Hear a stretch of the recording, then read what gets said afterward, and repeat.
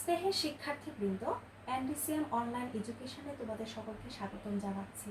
আমি অপর্ণা সরকার, প্রভাষক ভূগোল, নটরডেম কলেজ, ময়মনসিংহ।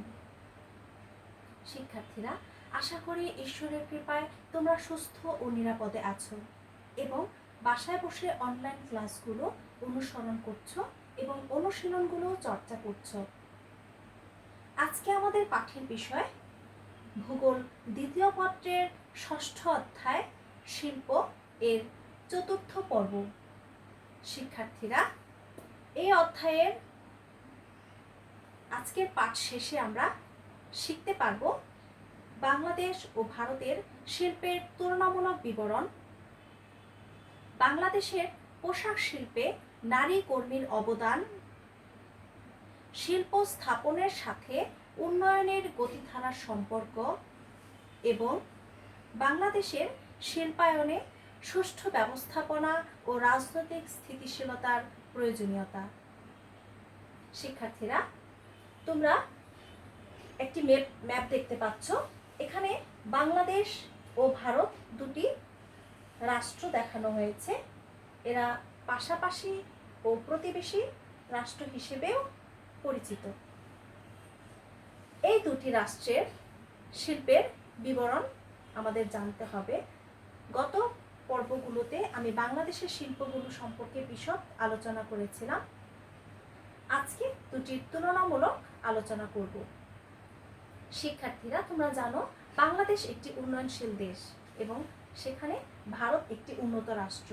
স্বাভাবিকভাবে ভারতের শিল্প খাত বা শিল্প এর যে অবস্থা সেটা উন্নত হবে। বাংলাদেশের ব্রিটিশ শাসন অবসানের পর থেকে স্বাধীনতার পর পর্যন্ত যে শিল্প কারখানাগুলো গড়ে উঠেছে সেগুলো প্রয়োজনের তুলনায় খুবই নগণ্য এবং বাংলাদেশের যে অর্থনৈতিক সমীক্ষা 2018 অনুযায়ী 2017-18 সালে জিডিপিতে শিল্পের অবদান মাত্র 33.71%, যা শিল্পের খুব বেশি উন্নত অবস্থা নয় বোঝা যাচ্ছে। অন্যদিকে ভারত একটি উন্নত রাষ্ট্র এবং ভারতের যে বিশ্বের অর্থনীতিতে অবদান তৃতীয় স্থানে। প্রথম যুক্তরাষ্ট্র, দ্বিতীয় চীন এবং তৃতীয় ভারত। এর যে মোট জিডিপি, ভারতের মোট জিডিপির 2/3 আসে কিন্তু শিল্প খাত থেকে। এখন আমরা বিভিন্ন শিল্পগুলো নিয়ে একটু জানার চেষ্টা করি। প্রথমে আমরা দেখব পাট শিল্প। বাংলাদেশে 1951 সালের পর থেকে পাট শিল্পগুলো গড়ে উঠেছে। এর পূর্বে বাংলাদেশের পাটের উপর ভিত্তি করে ভারতে প্রায় 108টি পাটকল গড়ে উঠেছিল। বর্তমানে পাটকল কর্পোরেশনের অধীনে 6টি বৃহৎ, 7টি মাঝারি এবং 13টি ছোট পাটকল রয়েছে। বেসরকারিভাবে রয়েছে 281টি। অন্যদিকে ভারত পাট ও পাটজাত দ্রব্য উৎপাদনে বিশ্বে প্রথম স্থান অধিকার করে রয়েছে। চা শিল্প। চা শিল্পে বাংলাদেশের অবস্থান বর্তমানে অগ্রসরমান এবং চা শিল্প বর্তমানে বাংলাদেশে অনেক বৈদেশিক মুদ্রা অর্জনে অবদান রাখছে।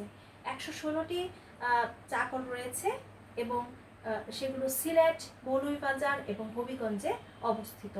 অন্যদিকে ভারতে প্রায় 172 বছর আগে থেকে, প্রায় 200 বছর আগে থেকে কিন্তু চায়ের যে উৎপাদন শুরু হয়েছিল। চিনি শিল্প।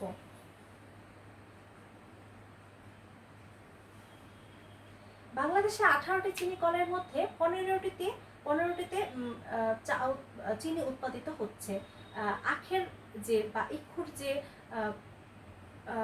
উৎপাদন সেটা যথেষ্ট না হয় এই ঘাটতিটা হচ্ছে এবং যে দেশের যে অতিরিক্ত চাহিদা সেটা পূরণ করার জন্য কিন্তু কখনো কখনো চিনি আমদানিও করতে হচ্ছে। অন্যদিকে ভারতের যে সর্বমোট চিনি কলের পরিমাণ সংখ্যা হচ্ছে 318টি এবং উৎপাদনে বিশ্বে দ্বিতীয় স্থান অধিকার করে রয়েছে। সিমেন্ট শিল্পে বাংলাদেশে সিমেন্ট কারখানাগুলো রয়েছে 123টি এবং এছাড়া কিছু ছোট ছোট সিমেন্ট প্ল্যান্ট রয়েছে।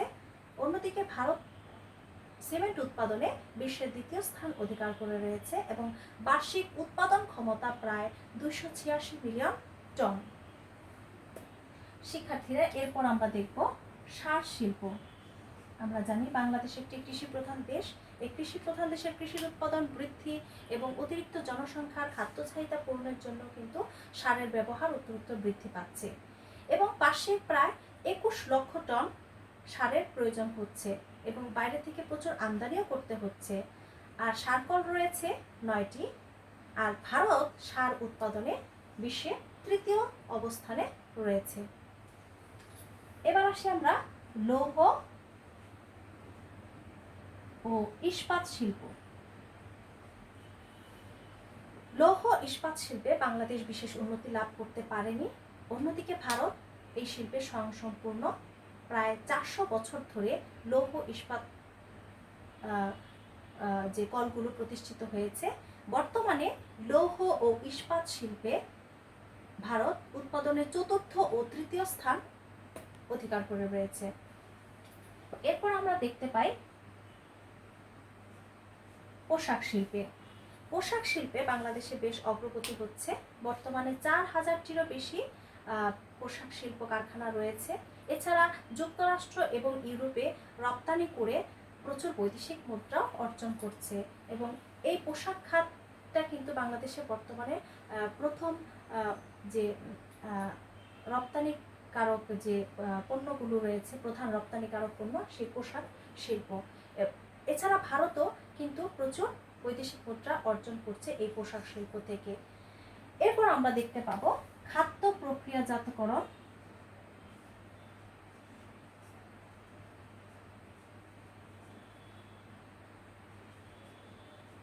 শিল্প। এখানেও বাংলাদেশের প্রসার খুব বিস্তৃত নয়। অন্যদিকে ভারত অন্যতম খাদ্য উৎপাদন বা খাদ্য প্রক্রিয়াজাতকরণ দেশ হিসেবে পরিচিত এবং আন্তর্জাতিক খাদ্য বাণিজ্যের 1.5% আসে ভারত থেকে। এরপর আমরা দেখব সফটওয়্যার ও তথ্য প্রযুক্তি শিল্প।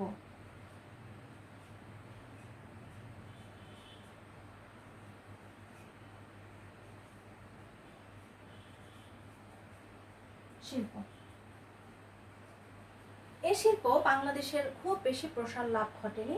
অন্যদিকে ভারত সফটওয়্যার ও তথ্য প্রযুক্তি ভিত্তিক শিল্পগুলোতে বেশ উন্নত। এছাড়া সিনেমা, বিজ্ঞাপন শিল্প, কম্পিউটার হার্ডওয়্যার ও ইলেকট্রনিক্স এই বিষয়গুলোতেও কিন্তু ভারতের বেশ অগ্রগতি রয়েছে। আমরা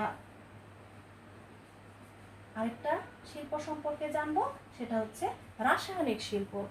রাসায়নিক শিল্পে বাংলাদেশের যে 16-17 অর্থ বছরে প্রায় 943.68 কোটি টাকা মূল্যের রাসায়নিক দ্রব্যাদি উৎপাদন করা হয়।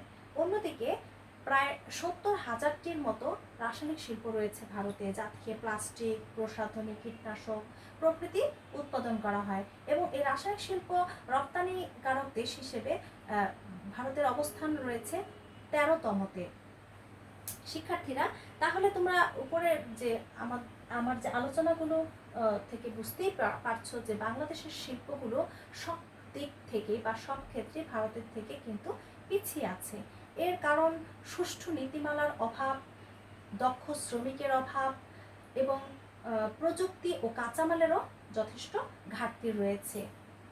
এখন আমাদের যে বাংলাদেশের শিল্পগুলোর উন্নয়নের জন্য কি কি করা যেতে পারে এই বিষয়ে কিছু কথা আমি বলছি, তোমরা একটু খাতায় লিখে নিতে পারো। শিল্প বান্ধব আইন প্রণয়ন করা যেতে পারে এবং বিদেশি প্রতিষ্ঠানগুলো দেশে শিল্প কারখানা গড়ার জন্য বা বিভিন্নভাবে এখানে এসে করবে তারা সেটা যেন যৌথভাবে হয়, সেই বিষয়টা দেখতে হবে। এছাড়া বাংলাদেশে কিছু সম্ভাবনাময় শিল্পগুলো রয়েছে, সেগুলোর প্রতি একটু নজর দেওয়া যেতে পারে। এবং বাংলাদেশ যেহেতু কৃষি প্রধান দেশ, এবং কৃষি ও কৃষি পণ্য ভিত্তিক শিল্প স্থাপন করা গেলে সেখানে বেশ অগ্রগতি হবে। শ্রমিকদের কারিগরি শিক্ষা ও প্রশিক্ষণের ব্যবস্থা করা যেতে পারে। এবং কারখানা চালু হলেই তো হলো না, কারখানাগুলো যেন বন্ধ না হয় সেদিকে নজর দিতে হবে, এবং সেটা বন্ধ না হওয়ার জন্য এবং চালু রাখার জন্য প্রয়োজনীয় ব্যবস্থাগুলো নিতে হবে। এছাড়া খাদ্য প্রক্রিয়াজাতকরণ শিল্প, মোটর গাড়ি, মোটর সাইকেল, কম্পিউটার ও হার্ডওয়্যার, ইলেকট্রনিক্স, মোবাইল ও টেলিফোন, ডেয়ারি শিল্প ইত্যাদি স্থাপন করে বাংলাদেশের শিল্পের উন্নয়ন ঘটানো যেতে পারে। শিক্ষার্থীরা, এবার আমরা বাংলাদেশের পোশাক শিল্পের যে নারী কর্মী আছে তাদের ভূমিকা সম্পর্কে একটু জেনে নিই।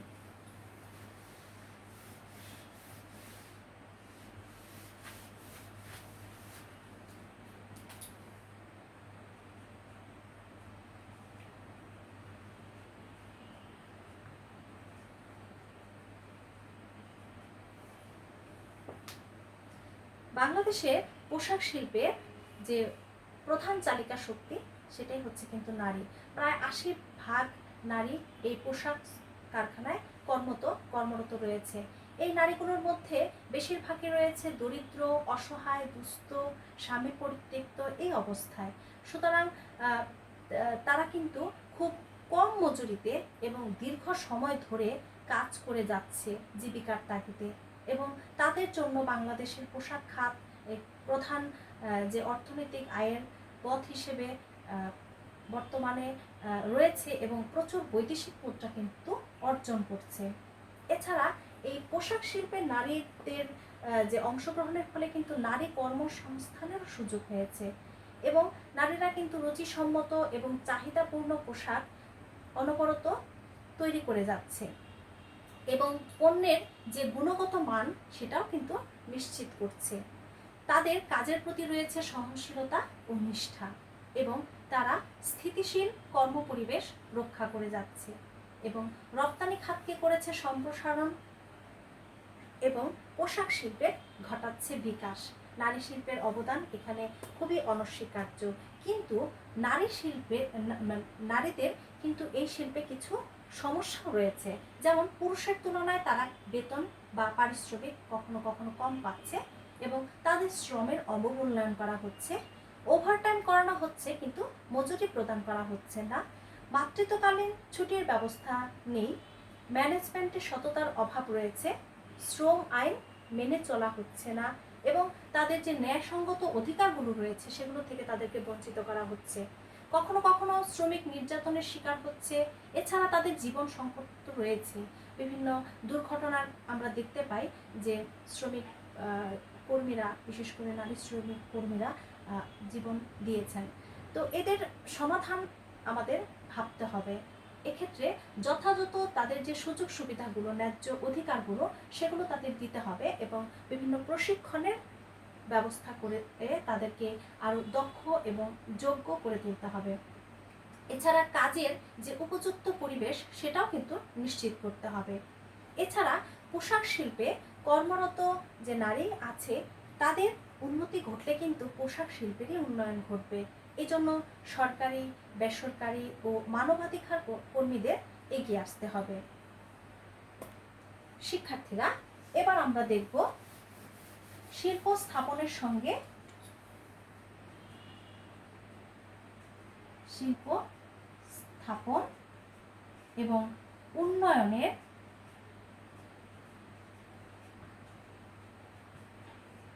গতিধারা, এই দুটির মধ্যে সম্পর্ক। শিক্ষার্থীরা, তোমরা দেখো, শিল্প স্থাপন করা হলে কিন্তু প্রথমতই কর্মসংস্থানের সুযোগ সৃষ্টি হচ্ছে। বাংলাদেশ তৃতীয় বিশ্বের একটি দেশ, এবং এখানে অধিক জনসংখ্যা এবং জনসংখ্যা বৃদ্ধির হারও বেশি, এবং অধিকাংশ লোক দারিদ্র্য বা শিক্ষার অভাব রয়েছে। এই শিল্প স্থাপনের ফলে কিন্তু বেকার এবং স্বল্প শিক্ষিতরা কিন্তু কাজের সুযোগ পাবে এবং যে শিল্পের উন্নতি বা জাতীয় উন্নতি ত্বরান্বিত হবে। 2 নম্বর পয়েন্ট আমরা দেখতে পাই মহিলাদের কর্মসংস্থান হচ্ছে। আমাদের দেশের অর্ধেকই কিন্তু নারী, তো নারীদের বাদ রেখে কিন্তু জাতীয় উন্নয়ন সম্ভব নয়। সেক্ষেত্রে নারীদের ক্ষুদ্র ও কুটির শিল্পের মাধ্যমে তাদের কর্মসংস্থানের সুযোগ করা যেতে পারে। এতে কিন্তু জাতীয় অর্থনীতিও শক্তিশালী হবে এবং সামাজিক যে অবকাঠামোগত উন্নয়ন সেটাও সম্ভব হবে। এছাড়া শিক্ষার হার বৃদ্ধি পাবে, মাতৃমৃত্যুর হার হ্রাস পাবে, শিশু মৃত্যুর হার হ্রাস পাবে। এই বিষয়গুলো কিন্তু একটার সাথে আরেকটা ওতপ্রোতভাবে জড়িত। থার্ড পয়েন্টে আমরা দেখতে পারি যে কৃষকদের অতিরিক্ত আয় সৃষ্টি হবে। বাংলাদেশ কৃষি প্রধান দেশ এবং প্রায় 80 থেকে 85% লোক এই কৃষির কাজের সঙ্গে প্রত্যক্ষ ও পরোক্ষভাবে কিন্তু সম্পর্কযুক্ত। তাদের মধ্যে যদি ক্ষুদ্র মাঝারি শিল্পের ব্যবস্থা করা হয় বা শিল্প কারখানাগুলোতে তাদের নিয়োগ করা হয়, এতে কৃষির উপর কিন্তু নির্ভরশীলতা হ্রাস পাবে। এছাড়া কৃষি ভিত্তিক যে শিল্পগুলো আছে সেগুলো কাঁচামাল যোগানের জন্য কিন্তু কৃষকের আয় বৃদ্ধি পাবে। আমরা চতুর্থ পয়েন্টে দেখতে পাবো দেশীয় সম্পদের সুষ্ঠু ব্যবহার। আমাদের বাংলাদেশ কিন্তু প্রাকৃতিক সম্পদে সমৃদ্ধ এবং যথেষ্ট প্রাকৃতিক সম্পদের প্রাচুর্য রয়েছে।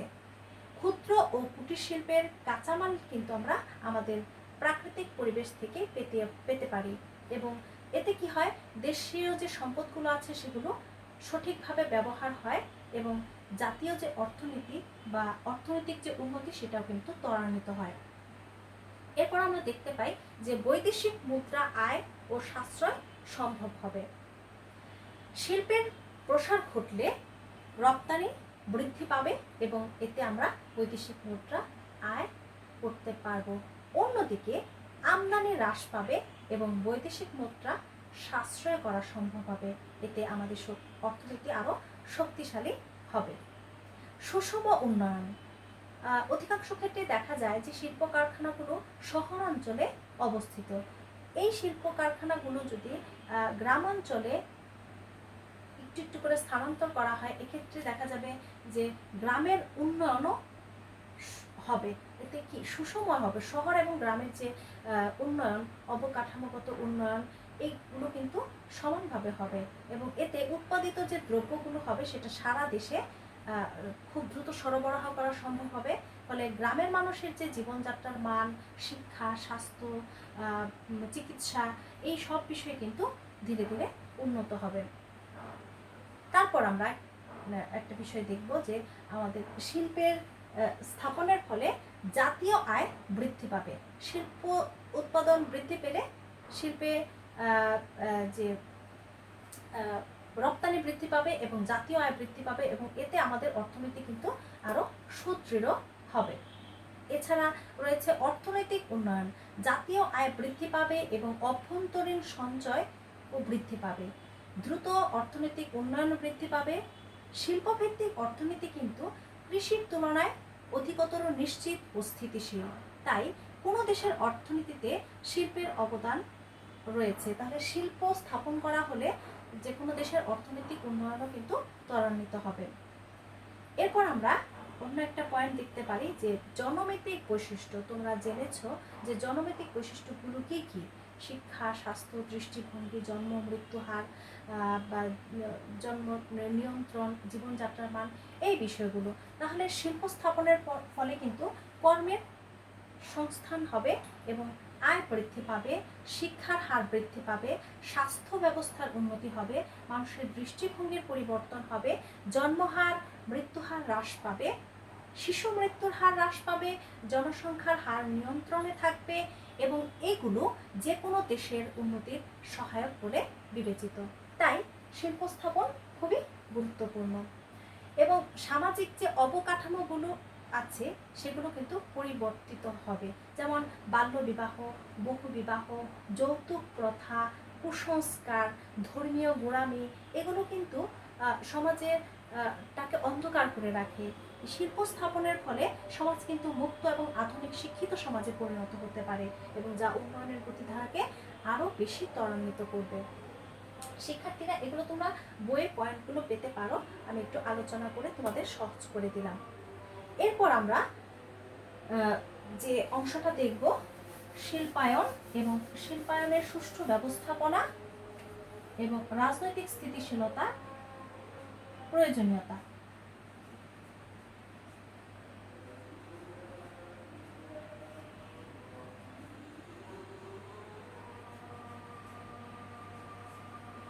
রাজনৈতিক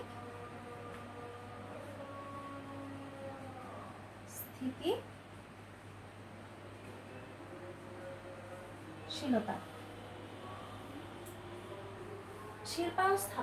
শিল্পায়নটা কি একটু আগে জেনে নিই। শিল্প সম্পর্কে আমরা জেনেছিলাম শিল্পায়ন হচ্ছে একটা বিশেষ প্রক্রিয়া যার মাধ্যমে কোনো একটা সমাজ বা রাষ্ট্র একটি প্রাথমিক বা কৃষিভিত্তিক সমাজ থেকে মাধ্যমিক বা অকৃষিভিত্তিক বা দ্রব্য প্রক্রিয়াজাতকরণ বা শিল্পভিত্তিক সমাজের দিকে ধাবিত হয়। আমরা একটা প্রামাণ্য সংজ্ঞায় বলতে পারি যে যুক্তরাষ্ট্রের বিখ্যাত অর্থনীতিবিদ স্টিভেন এম সেলফ্রি তার ইকোনমিক্স প্রিন্সিপালস ইন অ্যাকশন এই বইয়ে বলেছেন, শিল্পায়ন হচ্ছে সামাজিক ও অর্থনৈতিক পরিবর্তন যা একটি কৃষিভিত্তিক সমাজ ব্যবস্থাকে শিল্পভিত্তিক সমাজ ব্যবস্থায় পরিণত করে। তাহলে আমরা দেখতে পাচ্ছি শিল্পায়ন হলে প্রাথমিক বা কৃষিভিত্তিক থেকে শিল্পভিত্তিকের দিকে ধাবিত হওয়া। এই শিল্পায়ন যখন হবে তখন সমাজ চেঞ্জ হয়ে যাবে, সমাজের উন্নতি হবে, অর্থনৈতিক উন্নতি হবে এবং প্রযুক্তিগত উন্নয়নও কিন্তু ঘটবে। তাহলে একটি শিল্পায়ন কিভাবে সুষ্ঠু ব্যবস্থাপনার মাধ্যমে জাতীয় অর্থনীতিতে অবদান রাখতে পারে? সুষ্ঠু ব্যবস্থাপনা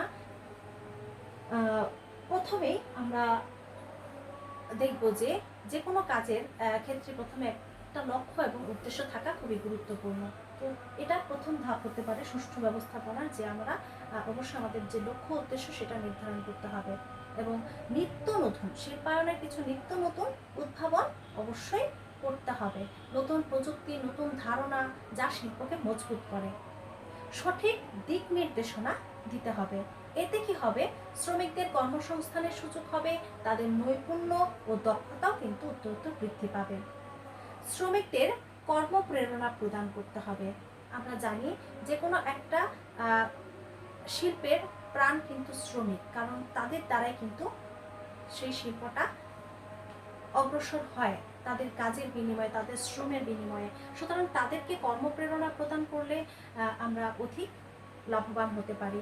তাদের ভিতরে নতুন পদক্ষেপগুলো নেওয়া যেতে পারে, যেমন শ্রমিকদের বিভিন্নভাবে বেতন ভাতা, স্বাস্থ্য সুবিধা বা উৎসাহ প্রদান করে তাদের সুষ্ঠু ব্যবস্থাপনার একটা অংশ হতে পারে।